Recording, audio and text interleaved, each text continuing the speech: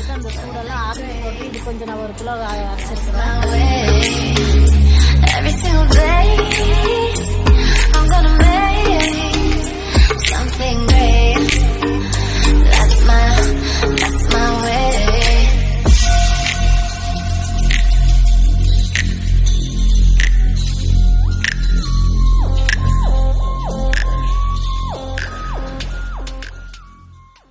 வணக்கம் நேயர்களே, அம்மா சமையல் உமா பேசுறேன். இன்னைக்கு வந்து சாம்பார் பவுடர் எப்படி செய்யுதுன்னு காமிக்கிறேன், வாங்க போலாம். பாருங்க, சாம்பார் பவுடருக்கு நான் 1 கிலோ மிளகாய் எடுத்திருக்கிறேன். பாருங்க, இந்த மிளகாய் வாங்கியிருக்கிறேன். இது வந்து 1 கிலோ. இதுக்கு வந்து மல்லி வந்து 1/2 கிலோ எடுத்திருக்கிறேன், நாட்டு மல்லி. நிறைய பேர் 1 கிலோ போடுறாங்க. 1/2 கிலோ போட்டு நீங்க அரைச்சு பாருங்க, சூப்பரா இருக்கும் சாம்பார் பவுடரு. நான் இந்த மாதிரி தான் அரைப்பேன், அதே மாதிரி உங்களுக்கும் காட்டுறேன். 1/2 கிலோ எடுத்திருக்கிறேன் மல்லி. சீரகம் வந்து 200 கிராமு. பெருங்காயம் வந்து ஒரு 20 கிராம் பெருங்காயம் கட்டி எடுத்துருக்கிறேன். பாருங்க, 20 கிராம் பெருங்காயம் கட்டி. இது வந்து துவரம் பருப்பு 200 கிராம், மிளகு 200 கிராம், வெந்தயம் 50 கிராம், அரிசி பச்சரிசி 200 கிராம், உளுந்து 200 கிராம், கருவேப்பிலை வந்து ஒரு 3 பஞ்ச்.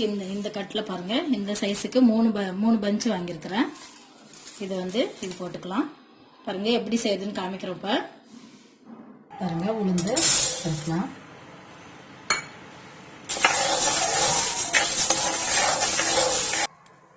அடுத்தது மிளகு வறுத்துக்கலாம்.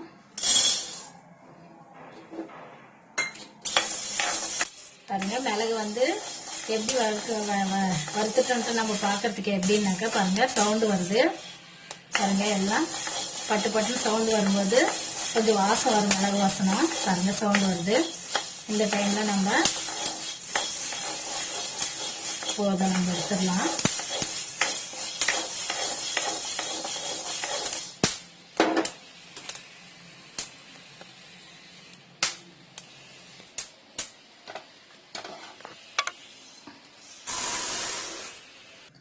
பாருங்க, இப்போ சீரகம் வறுத்துக்கலாம்.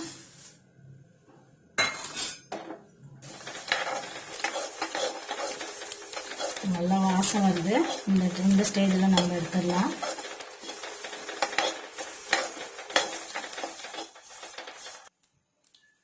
இப்போ வந்து அரிசி வறுத்துக்கலாம். அரிசி வந்து பச்சரிசி தான் போடணும், புழுங்கல் அரிசி போடக்கூடாது. பச்சரிசி தான் நல்லா இருக்கும். பாருங்க, அரிசி அப்படியே கலர் மாறிடுச்சு. ஒரு நேரம் அப்படியே பொரிஞ்சிருச்சு. இன்னும் கொஞ்ச நேரம் விட்டு எடுத்துக்கலாம். நம்ம எல்லாமே பக்குவமாக வறுத்துக்கணும், ரொம்பவும் வறுக்கக்கூடாது. பாருங்க, அரிசி வந்து கலர் சேஞ்ச் ஆயிடுச்சு. பாருங்க, எந்த மாதிரி வந்திருக்குது. இப்போ இதுக்கு எடுத்துடலாம். நம்ம அடுத்தது துவரம் பருப்பு வறுத்துக்கலாம்.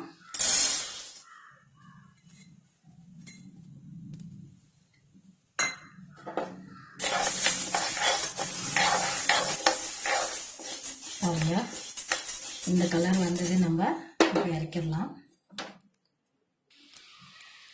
அப்போ வந்து வெந்தயம் வறுத்துக்கலாம்.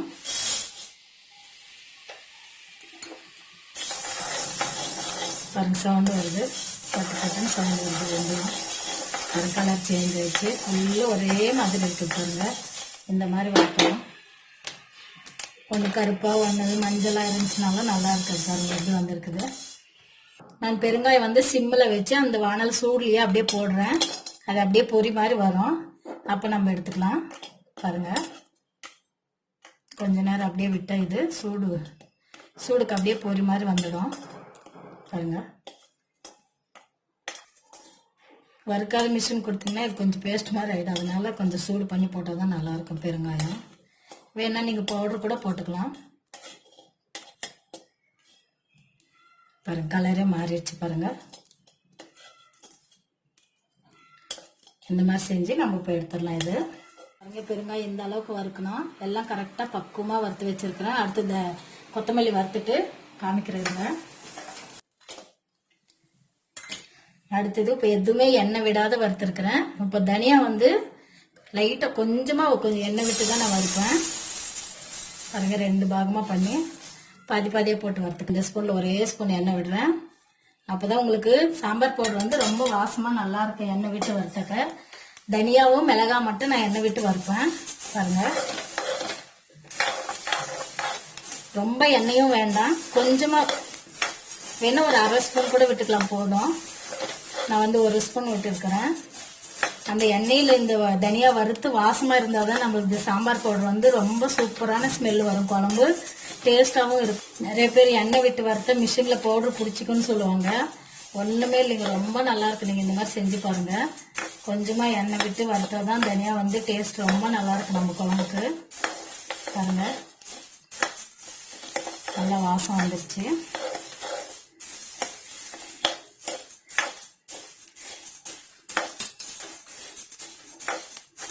பாருங்க, இந்த அளவுக்கு நம்ம வறுத்துக்கலாம், போதும். பாருங்க, இப்போ வந்து மிளகாய் வறுத்துக்கலாம்.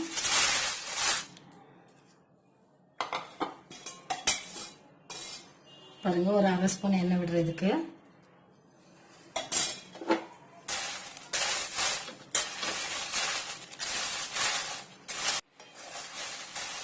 நம்ம செய்கிற குழம்புலயே ரொம்ப முக்கியம் வந்து சாம்பார் பவுடர் தான்.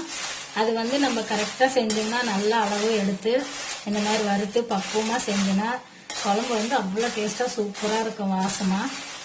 பாருங்கள், இந்த மாதிரி வறுத்து செஞ்சால் தான் உங்களுக்கு நல்லாயிருக்கும். எங்கள் பாட்டி வந்து எங்கள் அம்மா சொல்லுவாங்க, எவ்வளோ டைமே இல்லைன்னா கூட எவ்வளோ இதாக இருந்தால் கூட வறுத்து தான் செய்வாங்கன்ட்டு. பாருங்கள், போதும், இந்த அளவுக்கு வறுத்துட்டேன்.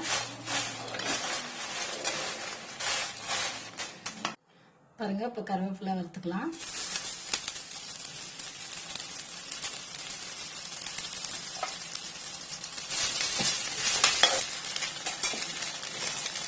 இதுக்கு கொஞ்சம் லைட்டாக எண்ணெய் விட்டுருப்பாங்க.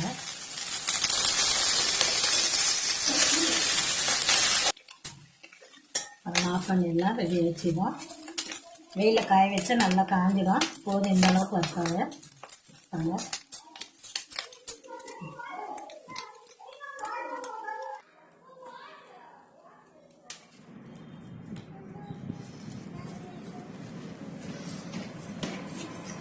பாருங்க, சாம்பார் பவுடருக்கு எல்லாம் வெயில காய வச்சிருக்கிறேன்.